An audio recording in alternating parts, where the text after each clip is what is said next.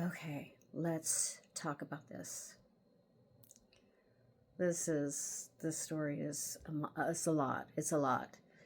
All right, so let's talk about what happened to John O'Keefe. Karen Reid is on trial again. And for a long time, I thought she was innocent. I really did. I really wanted to believe that she was innocent because this is a mess. This is a big mess. And there's still that part of me that thinks, okay, it could possibly be that everyone conspired against her and she's completely innocent. She did nothing wrong. And then I have memories of the really abusive, crazy ass messages that she left him. Like 50 messages in that one night alone. And they were all really crazy. Like, I don't know if it was the alcohol. I don't know if she's like that all the time. I just know that their relationship was not great in that moment. I also know that because there's a few key points that were brought up since the first trial, as far as, like, you know, it possibly being a cover-up, but also the search results, a Google search, basically, that really put eyes on other people, which are totally justifiable. I completely understand that. But what's bothering me the most, I think, is her. She's not coming off as likable at all. She's laughing and carrying on and posing for the pictures and, you know, like trying to be a celebrity over this. And somebody died. Her ex died.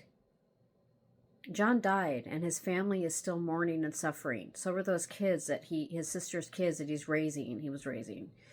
So I just don't think there's never a good time, especially in court, when you're fighting for your life, to be laughing and carrying on and posing for pictures. That really irks me. It's such a huge turnoff. So McCabe, this is the big thing that everybody's convinced this is it. She's innocent. Something happened in that house. First off, she didn't just drop him off. They got invited to go to the house because his friends were throwing a little get-together after the bar, after they got really, really drunk. She had like 8 beers. Sorry. She had 8 drinks. Excuse me. She says she had like maybe 5 with double shots and blah, blah, blah. But even she said that she had a drink in the cup holder in the car. So they were drinking all the way to this house, which just horrifies me in so many ways. But it also makes me aware that they were wasted. Who knows if he could even have gotten out of the car and walked up to the door. We don't know. I can't believe that nobody has any video clips of that. You know, no ring, no ring camera at the house. It's weird. But why would they do it? What is the motive for his friends, people that he knows, people he partied with, people he worked with, people he loved? Why would they kill him? Doesn't make any fucking sense. And why would she not get out of the car with him to go up to the house? She claims that he was going to go in first to see if it was all good because she says the house didn't look very inviting. There was a blizzard, there was a lot of snow. It was very cold. So there's that part of me that's like, well, maybe I wouldn't have gotten out either, but I probably wouldn't have gone to begin with. I would have been like, fuck that, we're going home. All right, so she says that she parks. Well, she doesn't stop the car, but she just, waits for him to go in. He doesn't come back. So she's getting madder and madder. So she leaves all these really crazy ass messages on his machine. Fuck you, you fucking user, you loser, fuck you, fucker, all this shit. And why would she do that? There's no need for that. All she had to do was just park the car and get out of it and go up to the door and say, what the fuck? Where is he? Where's John? Why didn't she get out? That's weird. And they were both equally drunk. So if he could get out of the car and go to the door, why couldn't she? But like I said again, what motive would they have had to kill him? And wouldn't they have covered that up? If he was in the house and they were drunk and they got in a fight over who knows what, wouldn't they have dealt with that? They probably, we're talking about a cop. We're talking about a whole group of people that are affiliated with the police department. They wouldn't have dragged him outside in the snow and just left him there. They would have covered up what they did. And, okay, this is another thing. If he was already dead in the house, why would she, McCabe, do a search for how long does it take to die in the snow if he was already dead? But if he wasn't dead, let's say they just dragged him out there. I don't know why they would do that. It doesn't make any sense. And it's easy not to see someone. That when you look at the house, there's different stations, there's different channels that have done videos on it and did thorough research, and they kind of examined the evidence and drove the same way they drove and looked at the house in the same way that was looked at. If you're not looking for a body, you would not see him, I don't think. And how did she know where the fucking body was? No one else saw it, but she knew exactly where it was. That was weird too. And she was flipping the fuck out, like screaming and did I, just what happened? And is he dead? Is he dead? Is he dead? And she had already left like 50 messages on his machine. So the whole thing is really freaking weird. And I was thinking about this as well. If they were having a blizzard and it was freezing outside, it doesn't matter what time it was. People are saying, oh, it was like 2:40 in the morning, blah, blah, blah. It would be plausible that someone like McCabe, drunk and all of that, would go, I wonder how long it would take to like die in the snow, to die in a blizzard. We don't know what she was thinking or if she was the one that even did it. We don't know. That's the only evidence they have. That's the only thing.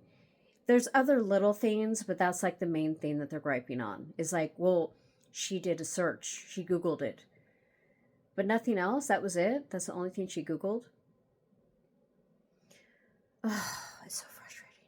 Okay, so we know that she was wasted. We know that she was pretty fucked up. These are all the points I have. I wrote them down because it's all bothering me. This case is bothering me so much. And I've been watching the trial and I'm thinking, what is so funny? His family is literally right behind you. And they are crying and they're mourning still. And I can't even imagine what could be so funny. That you're laughing and carrying on like nothing's happened. What is wrong with you? And why were you leaving those abusive messages on his machine? How do you talk to someone like that? She's kind of a abusive person when she's drinking, I'm assuming. I don't know if she's like that all the time. I don't know her, but she's coming off as very unlikable. This is a serious situation that she's in. It's between her life and her future. But it's also that someone she claimed to have loved is dead. And his sister's kids don't have a daddy anymore. They lost everything. They lost both their parents and their surrogate father, their uncle. So, carrying on in court, no, just no. All right, so this is another question. if they did it themselves, if they are the ones that dragged him out, wouldn't there be evidence coming from the door, coming from the house, that the blood, anything? Wouldn't there be anything to indicate that he was dragged out? Why isn't there any evidence? I don't know. That's what I said. I said, why didn't they find any evidence leading up to the house where he was supposedly murdered? Okay, motivation. What would their motivation be? Yes, they were all drunk. Is that motivation to kill someone? Was McCabe sleeping with him? Is that something we don't know? I don't know. Tail light. Her tail light was smashed. They're saying that they did it. The cops did it. They were trying to frame her, and so they smashed the tailgate. The tail light. I'm not buying it. I'm just not. There's video and there's pictures of the taillight being smashed, and she even said to one of the girls, she said, "Oh yeah, my taillight, something's wrong. I might have hit something." There's a lot going on here. There's a lot going on here. All right. I accidentally closed the camera. All right, motivation. They were all drunk. Tailgate. There was a lot of fighting and verbal abuse from her. I don't know about him. From what I read, he was trying to pacify things, but there was a tumultuous relationship. So, the sneaker missing. You don't just lose a sneaker in a fight. If he fought with someone inside that house, a sneaker just wouldn't come off. But it might come off if he's being dragged. But where's the evidence that he was dragged? Where is the fucking evidence for the defense? Where is it? Where's the solid? Not just there's no solid evidence that any of this happened, that she was framed. Everybody was, teamed up against her. I understand that the police could be very corrupt. Oh, so corrupt. I mean, it's bad. But these men, these people in general, this woman, they were all friends of his. What motive did they have? Sneaker. Okay, so then they found the sneaker in the snow. But they're acting as if it wasn't there before. But they weren't really looking for it before. Just like the glass or what have you from the tail light. It wasn't there. And there was a blizzard. So there's going to be snow on top of snow. If you've ever lived somewhere where there's blizzards, yeah, you know what? Sometimes things get lost. But they did find it eventually. Yeah, I asked again, how did she know where he was in the snow? All the blizzard snow was covering up. So everyone's wrong. She's right. They all conspired against her for reasons unknown. We don't know. Where's the evidence of the conspiracy? Where's the fucking evidence? I'll say it again. This isn't a movie. You know what I mean? This isn't a movie. In a movie, this all would be happening. And we'd be like, oh, ooh, it's all these twists and turns. And yeah, I mean, obviously. But the thing that stood out to me the most was that she has a fan base. People love her. And I'm going to get a lot of hate for this video because of that reason. A lot of trolls. But for what reason? Because a podcaster highlighted her and brought up the fact that there was a search on Google and they think it's a conspiracy. She's like a celebrity now, like celebrity status, but reality TV type of stuff. The reality is that John is dead. His children they lost another parent, basically. His parents are mourning, his friends are mourning. It's the saddest thing ever. And she shows no sympathy for them at all. No respect, no sympathy. They're right behind her in court. I could see that she might have mourned all of it beforehand, so maybe now she has nothing left to mourn, and she doesn't feel remorse because she doesn't remember what happened that night. I don't think she did it on purpose. I don't think she did anything on purpose. I think when you're drunk, sometimes things happen and you're kind of in this weird, like, I have been there before, and I've never drinking that much since. I've been like, no, I'm not getting that drunk ever again. But with her, I feel like there is a possibility that she could have run him over by accident. They were fighting. She's like, I'm out of here. I don't want to, blah, blah, blah, blah, blah. You're a loser. Go fuck yourself. You know, put it reverse. Because she's just had a drink in her little, like, she had a drink right there still. She was still drinking when they got there. So then she probably reversed it. He went flying. His shoe fell off. She damaged the tail light, and she didn't. Being upset as she was, being as drunk as she was, she left. And then she went to his house where she said she slept on the couch, and then she called him a bunch of times because I think she didn't even know what the fuck was going on. So then she calls up McCabe. Is that her name? I'm sorry. I'm going over all of this. Yeah, it's McCabe. Calls her up and she's like, where's John? Where's John? Is John there? Where's John? And she's like, I don't know what the fuck you're talking about. Like, wasn't he with you? She was the last person to see him alive. So they all go together and they go looking for him. They search the house. They search everywhere. Somehow, she says, let's go back to, your place, whatever, the house. And she sees him when they don't. And there's two of them that say, we didn't see him. We don't know what she's talking about. But she knew exactly where he was. Because that's where she left him. That's where she pulled over and left him. So instead of just owning it and saying, because there's witnesses that she said, I think I might have hit him. Did I hit him? I might have hit him. There's nothing on the tape that shows her saying that. On the body cam. There's none of that. I think there's a body cam, but also a police car cam. So what I don't understand, because she obviously didn't, if she did do it, didn't do it on purpose. She loved him. But this was not on purpose. Why didn't she just say, I was so drunk, I don't know what happened. I don't remember hitting him.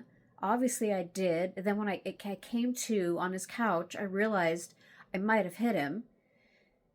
And so I wanted to go back to the scene.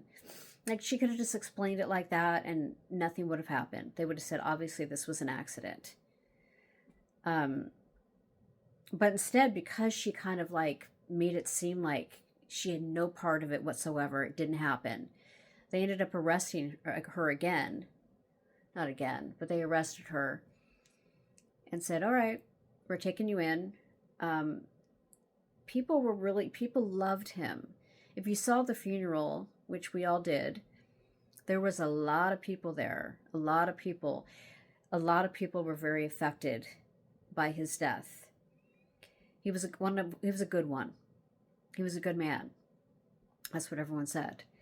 So it wasn't like he had a history of getting into brawls and being abusive or what have you. Like, there's no reason why somebody would kill him. And the only reason why he's dead, I think, is because she accidentally ran him over.